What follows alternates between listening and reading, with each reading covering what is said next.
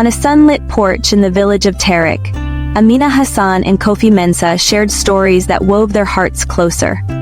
They often sat side by side, watching the horizon stretch over the golden sand, where the sun's warmth seemed to wrap around them like a protective blanket.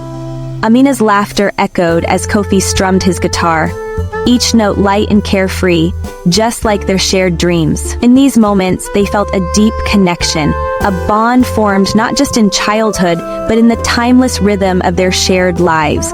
Their world was small, yet rich with love, promises, and the unspoken understanding that they would always be there for one another. The bustling village square was filled with sounds of farewell as Kofi stood, suitcase in hand, ready to leave for the city. Amina stood before him, her heart heavy with unspoken words. His eyes, filled with hope for the future, met hers, and in that moment, the world seemed to pause. "I'll write to you every week," Kofi promised, squeezing her hand. But as the wind picked up, carrying the dust and the scent of the desert, Amina's smile faltered. Distance could never be measured in miles alone. It was the space between hearts that was hardest to bridge. With a final embrace, he left, and the weight of silence fell between them. In her quiet workshop, surrounded by beads and metal, Amina found something she never expected, a spark of creativity. She had always admired the intricate jewelry her mother crafted, but now, her own hands began to mold and shape the materials into beautiful works of art. The soft glow of her first piece caught the eye of a traveling merchant, who marveled at her talent. "These are special," he said, eyes glinting with admiration. Amina's heart swelled with pride. In her solitude, she had discovered a new path, one that promised not just distraction, but a chance to build something of her own. Amina's feet sank into the endless sands of the desert, each step further from the village that had been her world. The scorching heat pressed down, but her resolve remained firm. She was not just crossing this vast, barren expanse to find Kofi, but to find herself. Along the way, she met travelers, each with their own story, their own loss and hope. An old merchant spoke of love lost to time. A woman shared tales of dreams rekindled. Amina absorbed their wisdom like water in a dry land, learning that the journey itself was the true teacher. The desert was vast and empty, yet full of lessons.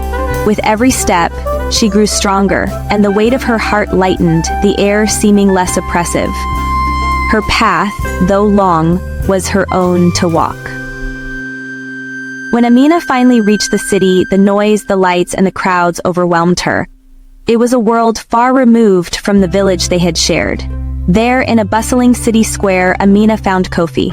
He stood among a group of musicians, a guitar slung over his shoulder, his presence unmistakable. When he saw her, his eyes widened in surprise, then quickly darted away, as if unsure of how to react. She approached him slowly, feeling the years and miles between them like a chasm. Their reunion was tentative, awkward, as both grappled with the changes time had wrought. Kofi, though still familiar, seemed distant, his gaze flickering to others. He spoke of his music, of the city, but Amina could sense the space between them, a space she could no longer ignore. The warmth of their past was there, but it had faded in the shadows of their separate lives. In a quiet park, under the shade of an ancient tree, Amina and Kofi sat together, the tension between them palpable. The city, with its noise and distractions, felt far away in this serene moment. They spoke of everything and nothing, of the past they shared, of the dreams that had carried them apart, and of the changes that had shaped them.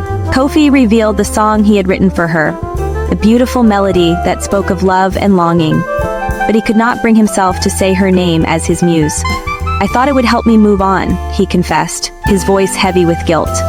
Amina, her heart aching, understood. But as they spoke, something shifted. They had both grown, both learned, and now stood at a crossroads. Amina realized that love wasn't about holding on to what was, it was about adapting, evolving. Their love was no longer the pure, simple bond it once was, but it still held something precious. Together they would redefine it, not in the shadow of the past, but in the promise of a new beginning. Perhaps love was not about finding what was lost, but about discovering something new in its place.